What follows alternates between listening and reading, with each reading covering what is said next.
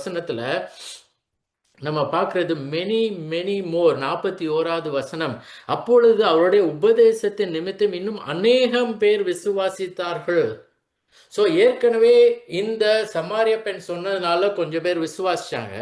வந்து இயேசுவானவரை தங்கணும்னு சொல்லி சொன்னாங்க, வந்து மீட் பண்ணி. அதுக்கப்புறம் இயேசுவானவர் 2 நாள் தங்கினார். அப்போ இன்னும் அநேகம் பேர். ஸோ முதலாவது அறுவடை கொஞ்சம், அதுக்கப்புறம் 2 நாள்ல இன்னும் நிறைய அறுவடை, மெனி மோர். அந்த கிரேக்க வார்த்தை பலூஸ். பலூஸ் நம்ம சொல்றோம் மேத்தமேட்டிக்ஸ்ல பாலிகான்னு சொல்லுவோம். பாலிகான்னா என்னது? ஒரு ஷேப்பு அதில் மெனி சைட்ஸ் இருக்கும். மெனி அந்த வார்த்தை தான் அது. அநேகம்.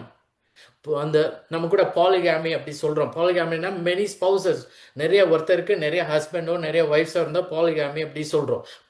பாலின்னு சொல்றோம் இல்லையா, அந்த வார்த்தை பாலிடெக்னிக் அப்படி சொல்றோம். அந்த பாலின்ற வார்த்தை தான் அங்கே கிரேக்க வார்த்தை. அதுலேருந்து வந்தது தான் அந்த பாலி, அந்த இங்கிலீஷ் வார்த்தை பாலி. அது தமிழ்ல அநேகம். ஸோ இந்த யோவான் சொல்றது அநேகம் அநேகம் பேர். அதை 2 தடவை சொல்றாரு, அவர் ஸ்ட்ரெஸ் பண்றாரு. பலூஸ் பலூஸ், அநேகம் அநேகம் அப்படின்னு லிட்ரலி கிரீக்ல இருக்குது. அது தமிழ்ல அநேகம் பேர், இன்னும் அநேகம் பேர், இன்னும் நிறைய பேர் அவரிடத்துல விசுவாசம் வைச்சார்கள். ஸோ இப்போ நம்ம பார்க்கறது, இந்த மக்கள் விசுவாசித்து, அவங்க பாருங்க, அவங்க விசுவாசத்த உடனே இயேசுவானவரை விசுவாசித்து ரட்சிப்பை பெற்றுக்கொண்ட உடனே அவர்கள் அந்த சமாரிய பெண்கிட்ட போய் சொல்றாங்க. என்ன சொல்றாங்க? நீ சொன்னது நிமித்தம் இனிமேல் இல்லை, அது போதும். அதுவே போதுமா இருந்தது சில பேருக்கு, அதனால விசுவாசிச்சாங்க.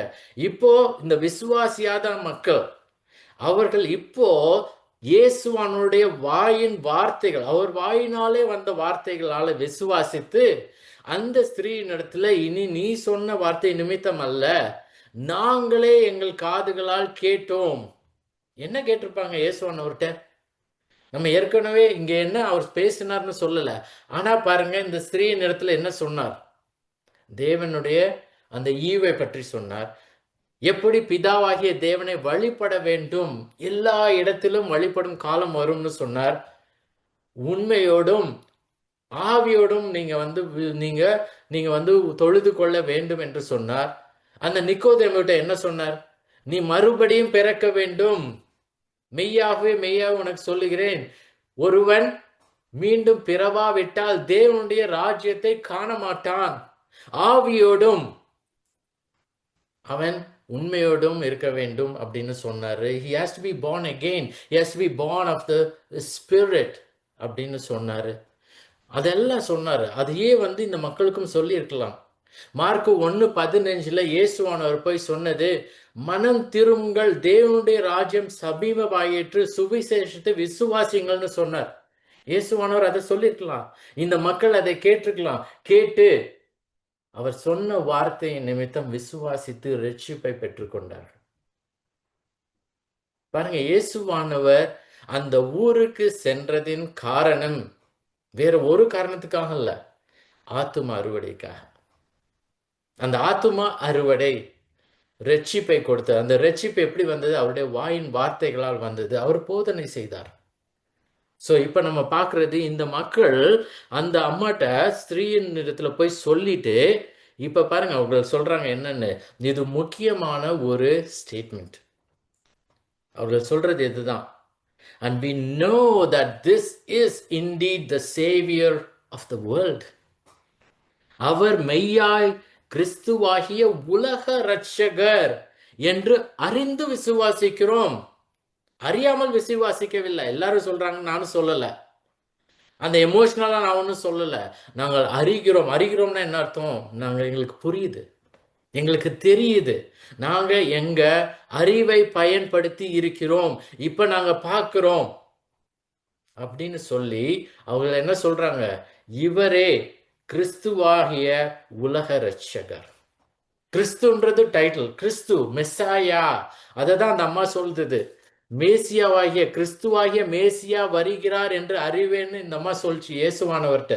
பாருங்க 4வது அதிகாரம் 25வது வசனத்துல பாருங்க, அந்த ஸ்திரீ அவரை நோக்கி, கிறிஸ்து எனப்படுகிற மேசியா வருகிறார் என்று அறிவேன். கிறிஸ்து மேசியா, அபிஷேகம் பண்ணப்பட்டவர் என்று அறிவேன்னு சொல்லிச்சு. அந்த மேசியா, அந்த கிறிஸ்துன்றது யூதர்கள் பயன்படுத்துகிற சொற்கள். It's a term juice use பண்றது. ஆனா இந்த சமாரியர்கள் என்ன, யூதர்கள் கிடையாதே. அப்ப என்ன சொல்றாங்க அவங்க? கிறிஸ்துவாகிய உலக ரட்சகர். ஏன் அப்படி சொல்றாங்க? சேவியர் ஆஃப் த வேர்ல்டுன்னு. வெறும் சேவியர்னு மட்டும் சொல்லிருக்கலாம் இல்லையா? ரட்சகர்னு சொன்னாலும் அதுவும் உண்மைதானே. ஏன் உலக ரட்சகர்னு? ஏன்னா யூதர்களின் ரட்சகர் மட்டும் அவர் இல்லை, இயேசு இல்லை. இயேசுவானவர் உலக ரட்சகர். அந்த உலகத்துல இந்த சமாரியர்களும் உள்ளடக்கினவர்கள். they included themselves. ரட்சகர்னு சொல்லியிருந்தா, கிறிஸ்துன்னு மட்டும் சொல்லியிருந்தா, இல்ல சேவியர்னு மட்டும் சொல்லியிருந்தா, அது யூதர்கள் பயன்படுத்தின வார்த்தை, அது யூதர்களுக்கு மட்டுமே இருந்திருக்கலாம் நினைச்சிருப்பாங்க. ஆனா அவர்கள் சொல்லுகிறது முக்கியமாக சேவியர் ஆஃப் தி வேர்ல்ட், உலக ரட்சகர். நான் சொன்னது மாதிரி இயேசுவானவர் ரட்சகர். யூதர்களுக்கும் ரட்சகர், சமாரியர்களுக்கும் ரட்சகர், புறஜாதியாரான நமக்கும் ரட்சகர். உலகத்திலே ஒரே ஒரு ரட்சகர் தான் உண்டு, பல ரட்சகர்கள் கிடையாது. அந்த ரட்சகர் இயேசுவானவர் மட்டுமே. அதான் அவங்க சொல்றாங்க, திஸ் we know, அறிந்திருக்கிறோம், புரிந்திருக்கிறோம், பார்த்திருக்கிறோம், கேட்டிருக்கிறோம். இப்போ அவருடைய வார்த்தையை, அவர் எங்களோட தங்கி இருக்கிறார், எங்களுக்கு நல்லா தெரியும், இவரே உலக ரட்சகர் அப்படின்னு சொல்றாங்க. பாருங்க, இயேசுவானவருடைய அந்த ஒரு கம்பேஷன்,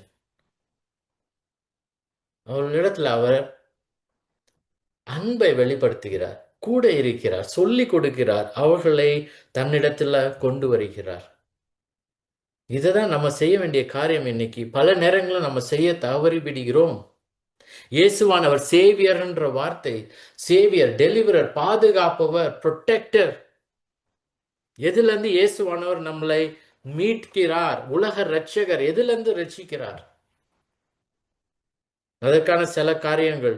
இயேசுவானவர் எந்த விதத்துல ரட்சகர், உலகத்தின் ரட்சகராய் இருக்கிறார்? முதலாவது, இயேசுவானவருடைய பெயர்.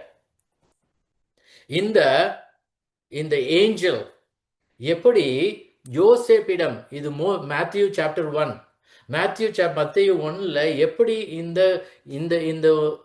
ஏஞ்சல் எப்படி யோசேப்பிடம் போய் அவனுடைய ட்ரீம், சொப்பனத்துல அவன்கிட்ட சொன்னது, இந்த மாதிரி மேரி ஒரு குமாரனை பெறுவாள், அந்த பிள்ளைக்கு ஒரு பேரிடணும்னு சொன்னார். இயேசுவானவர் பிறந்தப்போ பேரண்ட்ஸ் இன்னைக்கு நமக்கு ஆப்ஷன் இருக்கு, என்ன பேர் வைக்கணும்ன்றது பேரண்ட்ஸோட ஆப்ஷன். ஆனா தேவன் ஒரு குறிப்பிட்ட பேரை தான் அந்த பிள்ளைக்கு வைக்கணும்னு சொன்னார். அந்த பெயர் தான் இயேசு. அப்படி இயேசுன்ற பெயரின் அர்த்தம் என்ன? நம்ம பேர் வைக்கிறோம் நம்ம பிள்ளைங்களுக்கு, சும்மா ஏதோ ஒரு ரேண்டமா வைக்கிறது இல்லை. யோசிக்கிறோம், ஓகே என்ன பேர் வைக்கலாம், எப்படி இந்த பிள்ளை இருக்கணும், வாழணும் அப்படின்னு சொல்லி நம்ம ஆசையில வைக்கிறோம். அப்போ இயேசுன்னு எதுக்காக பெயர் வைக்கணும்? பேதுருன்னு வச்சிருக்கலாம் இல்லையா, யோவான்னு வச்சிருக்கலாம், பவுல்னு வச்சிருக்கலாம். ஓகே, பேரண்ட்ஸே கூட ஏதாவது செலக்ட் பண்ணி வச்சிருக்கலாம். ஆனா ஏன் இயேசு என்று பெயரிடுவாயாக? இயேசு, ஜீசஸ் மீன்ஸ் ஜெகோவா சேவ்ஸ். தேவன் ரட்சிப்பார். அதுக்காக மத்தேயு 1:21ல அப்போ அந்த ஏஞ்சல் சொன்னது இதுதான், he will save his people from their sins. பாவத்திலிருந்து அவர் தமது ஜனங்களின் பாவங்களை நீக்கி அவர்களை ரட்சிப்பார். இவரே உலக ரட்சகர். தம்முடைய மக்கள் அவங்களை பாவத்திலிருந்து ரட்சிக்கிறதுக்காகவே அவர் வந்தார். அதனால அவர் பேரே இயேசு. இரண்டாவது காரியம், Jesus saves us from the wrath of God. கோபாக்கினைக்கு நீங்களாக அவராலே நாம் ரட்சிக்கப்படுவது அதிக நிச்சயமாமேன்னு சொல்லி பவுல் ரோமர் 5:9 எழுதுறார். அவள் கோபாக்கினை, தேவனுடைய கோபாக்கிலிருந்து ரட்சிக்கிறார். Since therefore we have now been justified by his blood, much more shall be saved by him from the wrath of God. மூன்றாவது, ஆக்கினை தீர்ப்பு. மார்க் 16:16 விசுவாசம் உள்ளவனாகி ஞானஸ்தானம் பெற்றவன் ரட்சிக்கப்படுவான், விசுவாசியாதவனோ ஆக்கினைக்குள்ளாக தீர்க்கப்படுவான். பாவத்திலிருந்து ரட்சிக்கிறதுக்காக. அந்த பாவத்திலிருந்து ரட்சிக்கப்படாவிட்டால் அவர்களே அதை சுமப்பார்கள் பாவத்தை. அந்த பாவத்தை சுமந்து அவர்கள் தேவனுடைய கோபாக்கினைக்கு ஆளாவார்கள். அந்த கோபாக்கினால அவங்க எங்க போவாங்க? ஹெவனுக்கு இல்ல, ஹெல்லுக்கு போவாங்க, நரகத்துக்கு போவாங்க. தேவனுடைய பிரசன்னத்திலிருந்து விலக்கப்படுவார்கள். அப்படிப்பட்ட மக்களை ரட்சிக்கவே இயேசு வந்தார். தேவன் தன் குமாரனை அனுப்பினார். லூக்கா 19:10 சகேயோட வீட்டுல அவன் ரட்சிக்கப்பட்ட பிறகு இயேசுவானவர் சொன்னது லூக்கா 19:10, for the Son of Man came to seek and to save the lost. இழந்து போனதை தேடவும் ரட்சிக்கவுமே மனுஷகுமாரன் வந்தார்.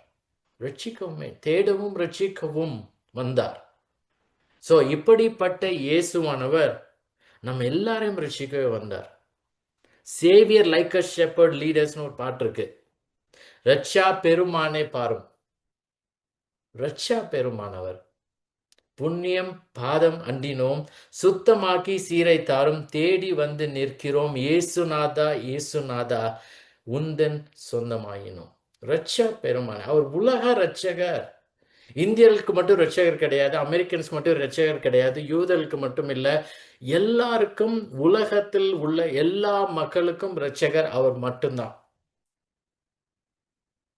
சோ அப்படிப்பட்ட ரட்சகரை நீங்கள் விசுவாசிக்கிறீர்களா? அவர் உலக ரட்சகர், சரி, உங்கள் ரட்சகரா? அப்போஸ்தலர் 4:11-12 பேதுரு சொல்றது இதுதான்.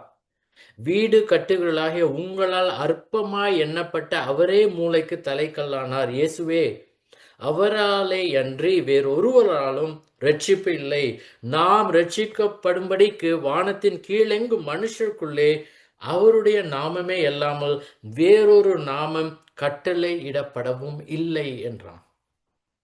This Jesus is a stone that was rejected by you, the builders, which has become the chief cornerstone. And there is salvation in no one else, for there is no other name under heaven given among men by which we must be saved. There is nobody else. அவரே ரட்சகர். So இன்னைக்கு அவர் உங்களுக்கு ரட்சகராக நீங்கள் விசுவாசிங்கள், மனம் திரும்புங்கள், தேவனுடைய ராஜ்யம் சமீபமாயிற்று, பாவத்தை அறிக்கையிட்டு தேவனிடத்துல மன்னிப்பு கேளுங்கள், இயேசுவானவர் விசுவாசிங்கள், ரட்சிக்கப்படுங்கள். அப்படி கிறிஸ்தவர்களாகிய நாம் அப்படி விசுவாசித்திருந்தால் நாம் இந்த சமாரிய பெண்ணை போல போய் சாட்சி கூறுறோமா?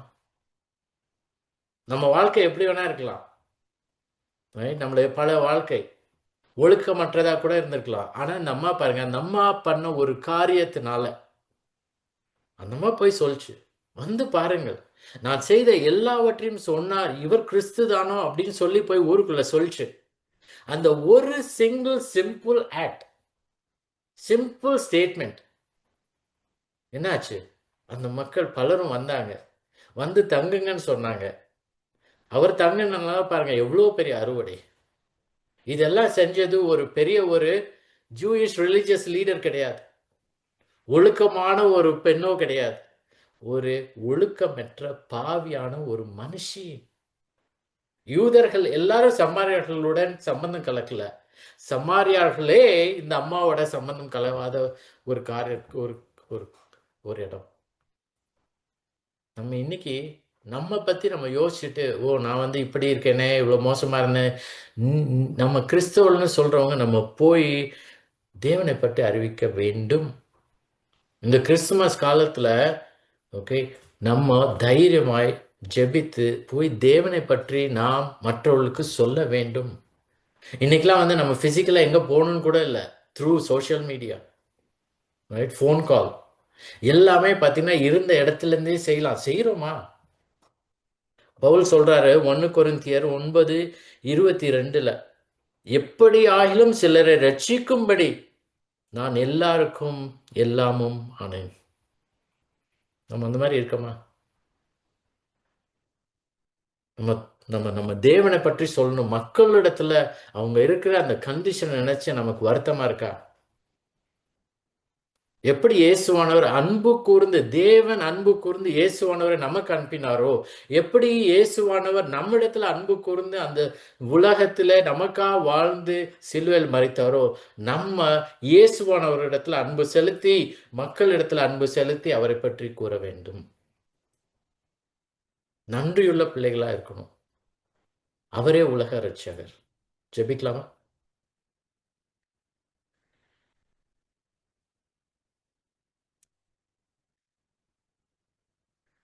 மகா உன்னதங்களில் வாசமா இருக்கிற எங்கள் அன்பின் ஆண்டவரே, நீர் எங்களுக்கு காட்டின இந்த கருணைக்காக உமக்கு நன்றி ஆண்டவரே. உம்முடைய கிருபை, உம்முடைய இரக்கம், உம்முடைய தயவு, அதற்காக உமக்கு நன்றி அப்பா. நாங்கள் எல்லாருமே ஆண்டவரே பாவிகள். நாங்கள் ஆண்டவரே பல நேரங்களும் ஆண்டவரே உமக்கு எதிரான காரியங்களை செய்தோம். ஆனாலும் ஆண்டவரே, நீர் உம்முடைய குமாரனை எங்களுக்காக அனுப்பி இந்த உலகத்தில் வாழ செய்து